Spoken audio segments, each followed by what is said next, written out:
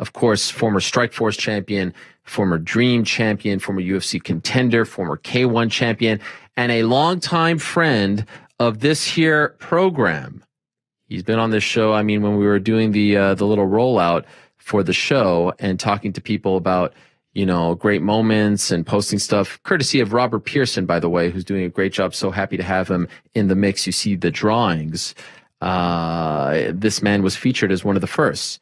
He's my friend and yours. He's the Demolition Man. He is the one and only Alistair Overeem, who's kind enough to join us. My man, Alistair. How are you? The legend. Welcome back. Yeah. The old show, Alistair. The old show's back. We had so many great memories here. The Dougie, Birthday King. Remember? Great memories. I remember, of course. How can I forget?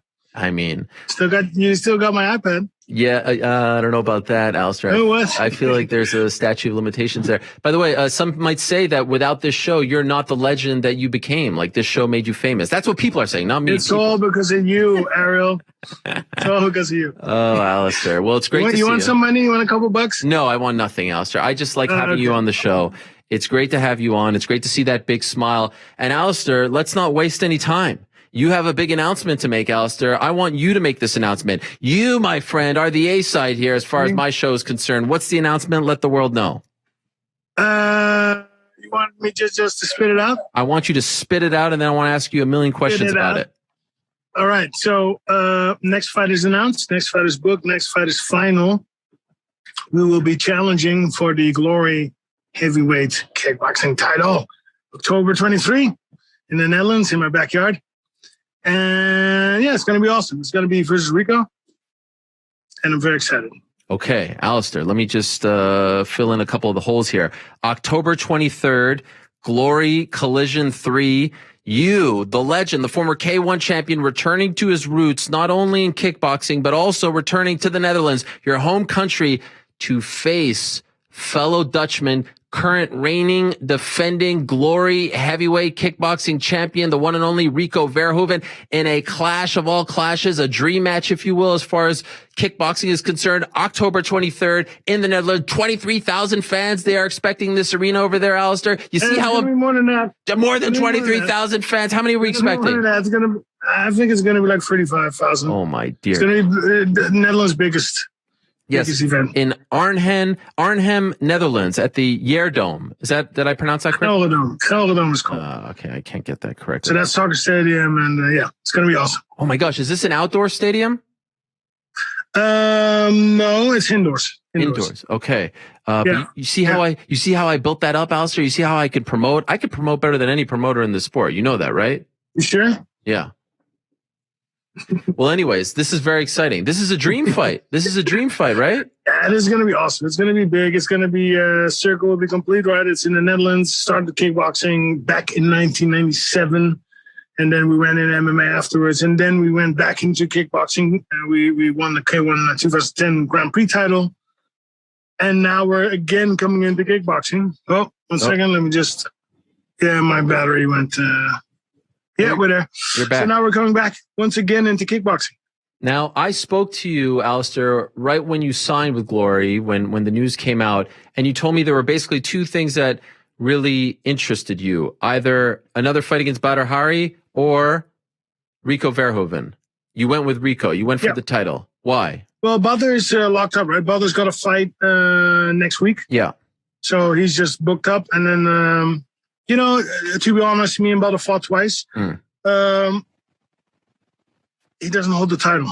You know, of course, it's a prestige fight. It's a big fight, but he doesn't hold the title. So, of course, you're going to go high as possible. That's Rico at this point.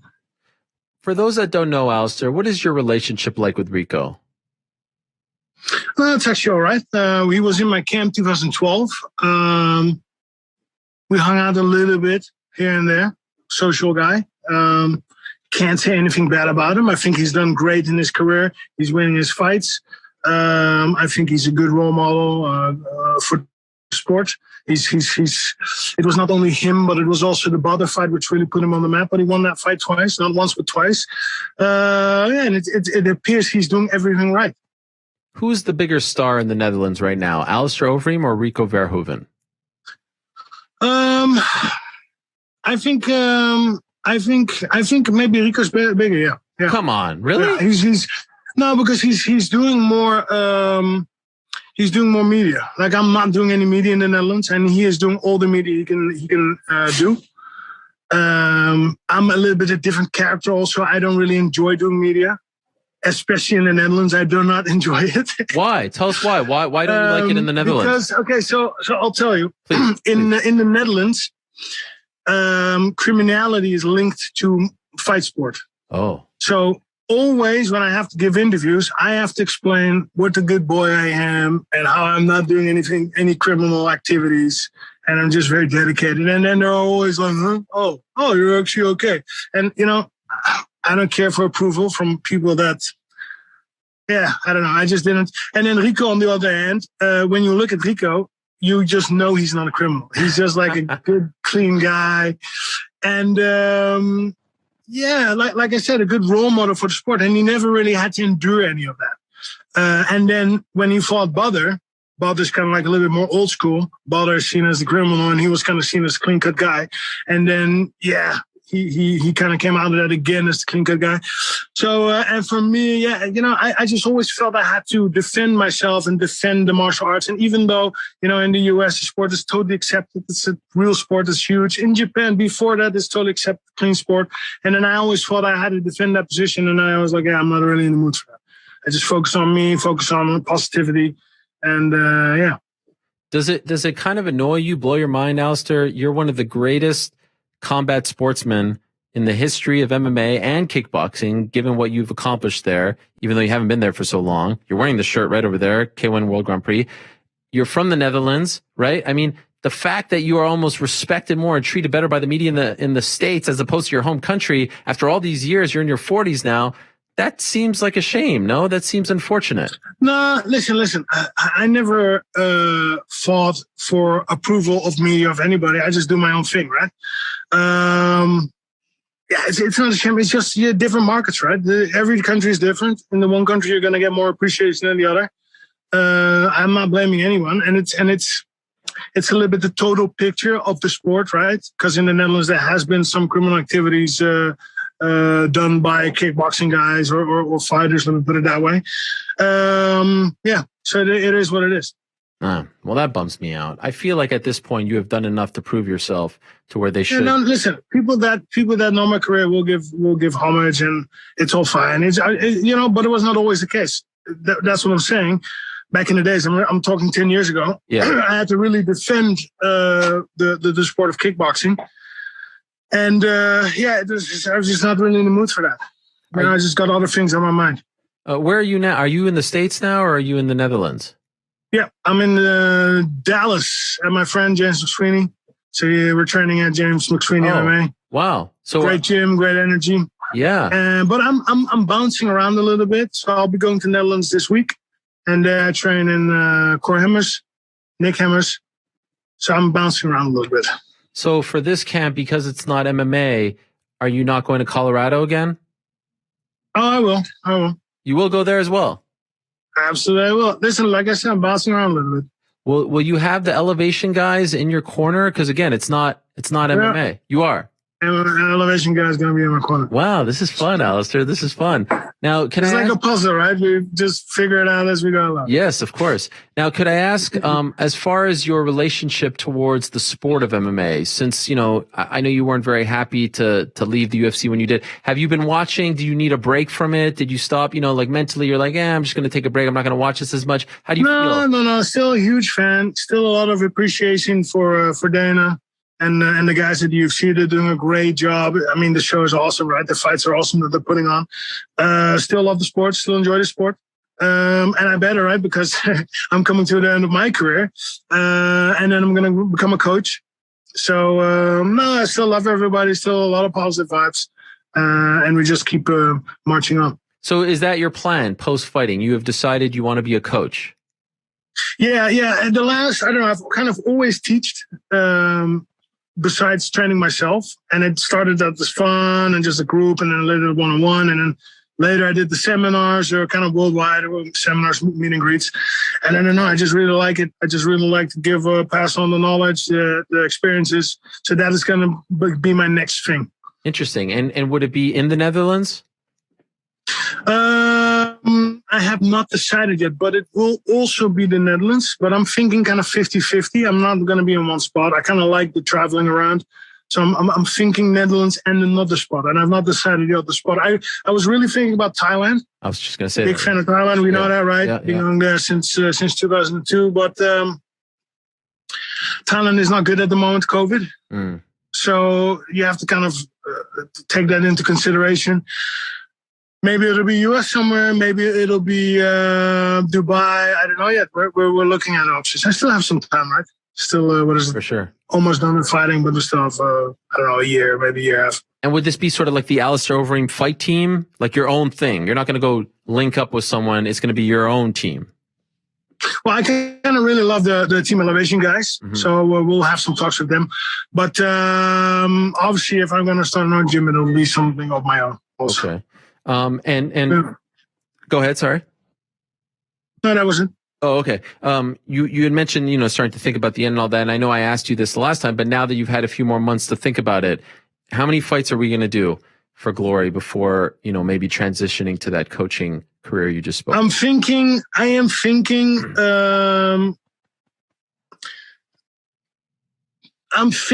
3 fights. 3? Yeah, 3 fights. Maybe 4, but 3, maybe 2. Oh. 2, 3, 4, something like this. Okay, this is I'm gonna lay it out. We're gonna have the big fight October 23rd in let me get it again. Arnhem, Netherlands. Arnhem? Yeah? I love Arnhem, you know your history. Yeah, something like that. I'm reading it. So you're gonna have that fight, you're gonna win the belt. Then they're gonna do an immediate rematch. So that's the second fight. And then maybe you end it with the trilogy fight against Badr Hari. That's the third fight. Could be, yeah.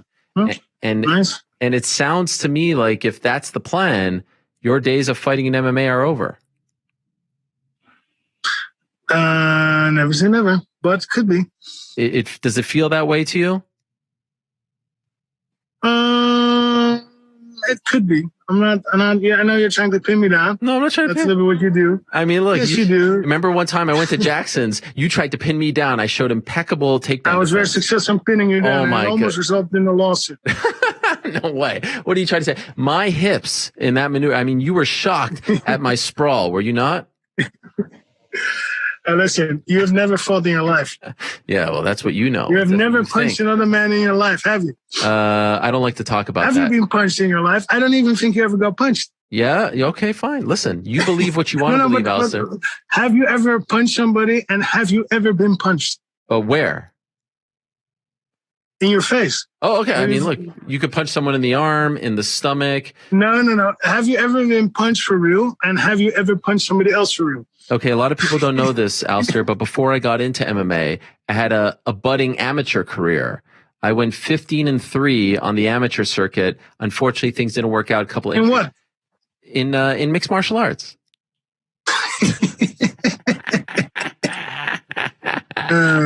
No, but listen, in all honesty, I did do boxing training for the last year and a half pre-COVID. And so I was starting to do, the hands were flying, Alistair. I don't know if you know about my double jab. People were starting to compare it to the great Floyd Mayweather. Unfortunately, COVID hit and I haven't been back. So they were starting to say. I compared it to Ronda Rousey. Oh, Alistair. Hey, they once said Ronda Rousey was the next Mike Tyson. So, I don't know if you heard that, but a lot of people were saying that. Oh my gosh, Alistair. I don't even know how we got on that. How about the pinning down? Your MMA fighting career is over, yes? Nah. Why are you hesitant? Why are you hesitant to say it? Because I have not retired from MMA, and I know you're trying to kind of. That would be your follow-up question. Okay, hereby you're not. No, I'm not retired from MMA. I'm not retired from fight sport. No, I never said fight sport. We tried to make we tried to make a little bit that Fedor fight, and that was kind of like radio silence on that end. Yeah, but that would be something I was interested in. But that was like. That surprises me that they weren't interested in that one. That's the one in October, but it wouldn't have worked with this because your fight is listen. Yeah, okay. We tried to make that fight 2010 when he fought Verdum and I fought Brett Rogers. Declined. After he lost to Verdum, we tried to make that fight. He declined. And now he has declined. So that's 3 declines. So I think, with all due respect, but there is no interest from that side to fight me. Interesting. And I cannot blame Fedor because, listen, I'm getting a little bit older myself. A little bit, not too much, a little bit. Yeah. He's a little bit older than me. I think he's 45 or 46. So I understand that. But I have done everything I can do to make that fight happen. Man. 10 years ago, but also now. 10 years ago would have been gigantic. Now it would have been a lot of fun, especially in Russia. But I don't know if the timing would work out because it's around the same time as this fight with Rico. Listen, we've been talking for months. What are you talking about? All right. You're thinking this is all like last week? This is all going in the background for months. And then if there's like no response, yeah, of course, I'm not going to be sitting around waiting till the sun comes up. You're going to move on, right? Yeah. We had zero response. But listen, doesn't matter. I still have a lot of respect for Fedor. I still think he has an amazing career. Love the Russian fans. And he's going to do his thing. I'm going to do my thing. And that's the end of that. This deal that you have with Glory, they allow you to do MMA as well at the same time? That's a good deal, Alistair. Who put that together? Want to do your first fight? Me. Or what was it? Your 16th fight? Because you were 15-0, right? 15-3. When did you do 16 fight? I'm not a liar, Alistair. I'm 15-3, okay? I had a couple of stumbles along the way. You versus me, Alistair, would outdraw you versus Rico. It would be one of the biggest fights in the history of combat sports. Don't you think? Me versus you? Winner gets an iPad. That's it. You and Rico versus me is a little bit more honest, I think. Oh, my gosh. I'll be in the corner hyping him up. Now, Alistair, let me ask you, as far as Bellator is concerned, did you even have any talks with them? Not about Fedor, but just in general, once you became a free agent? Yeah, there were some talks. And listen, Scott Coke is great. Yeah. Along with him, former boss at Strikeforce. So he was my boss for a couple of years. Good relationship with him and all fine. But at the moment, we're not talking. Have you started the training for this bout, October 23rd, Glory Collision 3? Have you started it? Absolutely. Yep. What was it like now transitioning? And the way I see it is, I just take it serious. So I've been in camp. What is it for months now? Putting in the work. Body is there, mind is there, everything is there. As far as just transitioning to strict kickboxing training, what has that been like for you? You don't have to worry about anything now. Like I would imagine maybe refreshing, right? You don't have to do wrestling, anything. Muay Thai, maybe Muay Thai a little bit. It's a little switch, right? It's a little switch. Well, for me, it's kind of a little switch, but for most people, it will be like a little bit a bigger switch. I think it's a massive switch from kickboxing to MMA, and actually not done. From MMA to kickboxing is a smaller switch, but it still is a switch nonetheless. Your body needs to harden up a little bit different. Conditioning is a little bit different. It's shorter rounds but high intensity. You're gonna get hit more, right? Your defense needs to be there. So it's different. It's slightly different. No wrestling, no submissions, no submission defense, all that stuff. So it's a little bit less complex, less complicated, but still you're fighting at the top of the line, the top of the world. So you still need to have everything on point. By the way, did you see your old friend Brock Lesnar return to wrestling this past weekend? Did you see the photos of him?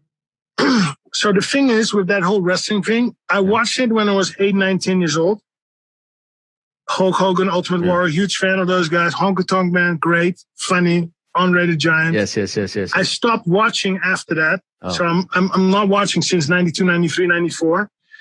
And just recently I started looking again on YouTube and oh my God, this stuff is lame.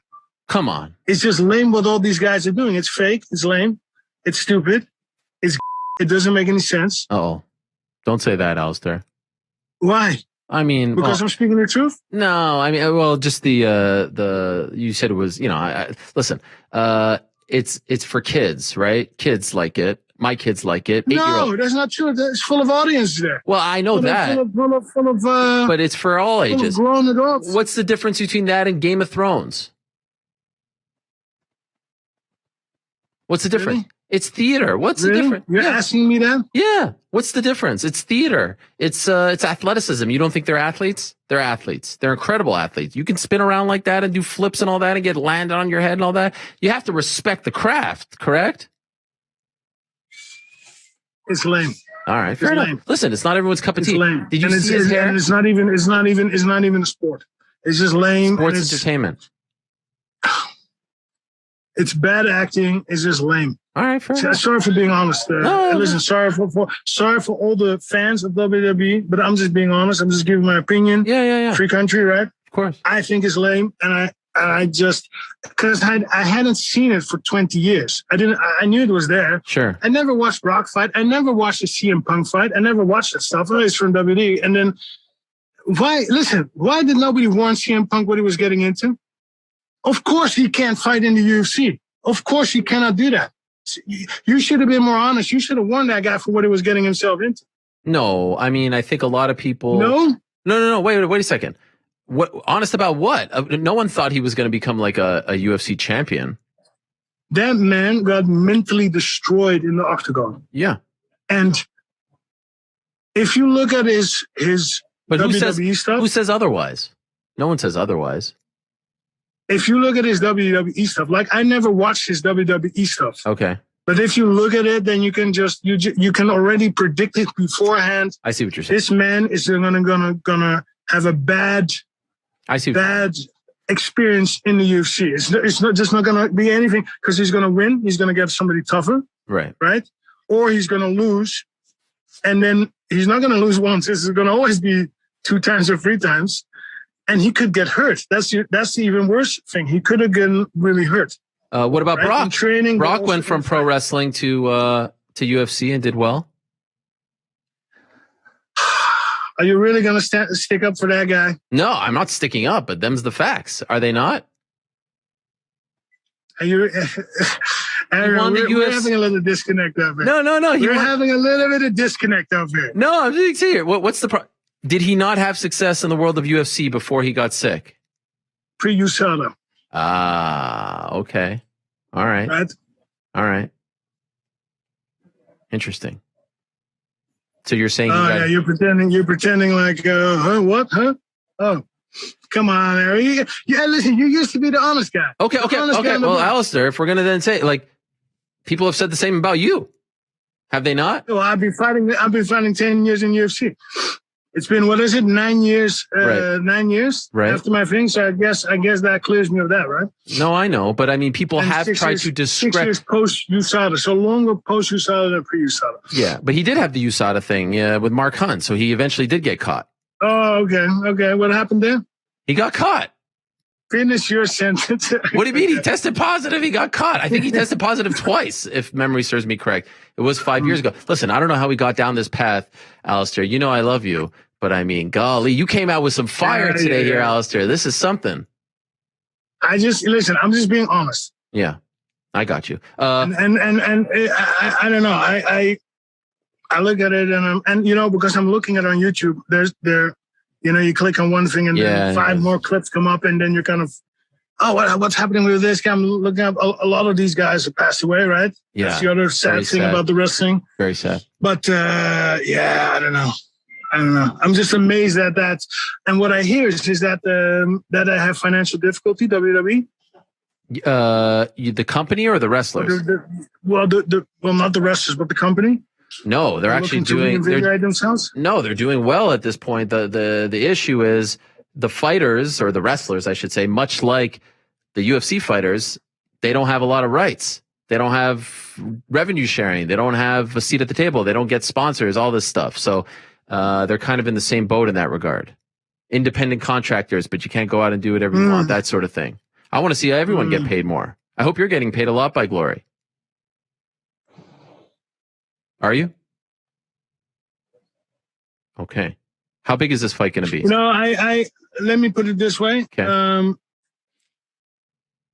Getting paid is one thing. Not spending your money is a second. That's true. Saving. I've been saving all my life. Right. So you need to, that whole financial thing is a game plan in itself. Mm-hmm. And everybody got to figure it out, right? Everybody got to be a little bit clever in that regard. Separate. Yeah. Are you getting paid more in Glory than you were in the UFC? Well, listen, you always ask me all these questions. I'm not asking you. Geez. You can ask me whatever you want. Ask me whatever you want. Ask me whatever you want. Ask me whatever. But listen, we're not. Have you not noticed? I never discuss finances. I know. Well, you kind of opened the door for me there. I'm just saying. Because I think it is a little bit disrespectful towards. towards the company, but also towards other athletes. I never talk money. I don't flash around with money. I think that's inappropriate. Okay. So that's a little bit where I'm at on that. Alistair, coming up next, surprise guest is going to be Rico Verhoeven, the Glory heavyweight champion of the world. I believe he's listening to us right now. Is there anything you want to say to Rico? Well, nothing in particular. Maybe, hoe gaat het ermee? Oh. Je bent ergens in de achtergrond misschien. What does that mean? I'm saying how you're doing, and you're somewhere in the background. Oh, wait. What do you mean he's in the background? What does that mean? Well, he's listening in, right? Oh, okay. I thought you meant like you're the man, he's in the back seat. It's now your time.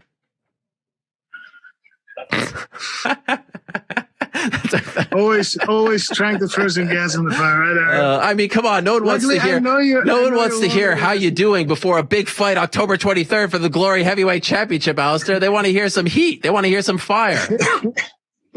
Yeah, they're gonna see all that, and they're gonna see more.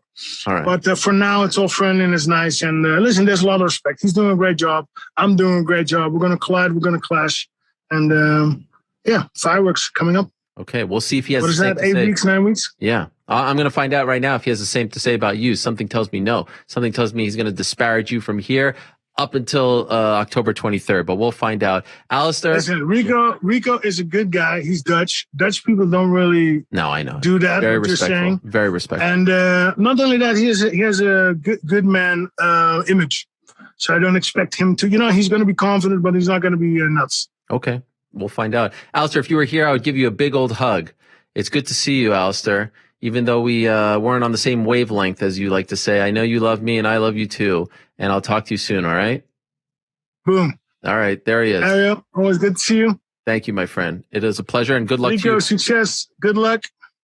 October 23rd, Alistair Overeem going up against Rico Verhoeven for the Glory Heavyweight Championship.